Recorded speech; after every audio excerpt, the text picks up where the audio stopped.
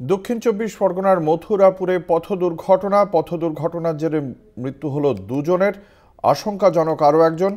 ইতিমধ্যেই আশঙ্কাজনক এক শিশুকে হাসপাতালে ভর্তি করা হয়েছে। মথুরাপুরের রামবাটির ঘটনা বলেই জানতে পারা যাচ্ছে। আমাদের সঙ্গে রয়েছেন আমাদের প্রতিনিধি মানস প্রধান। মানস, ঠিক কি ঘটেছিল ঘটনাটা?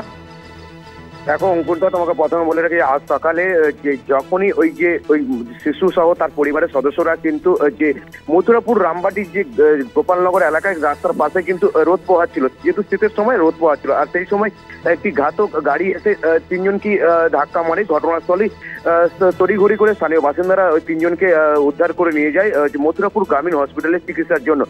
সেইখানে কিন্তু চিকিৎসক কিন্তু দুজনকে মৃত বলে ঘোষণা করে। শিশুটি যখন আশঙ্কাজনক অবস্থায় থাকে তাকে কিন্তু ডায়মন্ড হারবার জেলা হাসপাতালে স্থানান্তর করা হয়।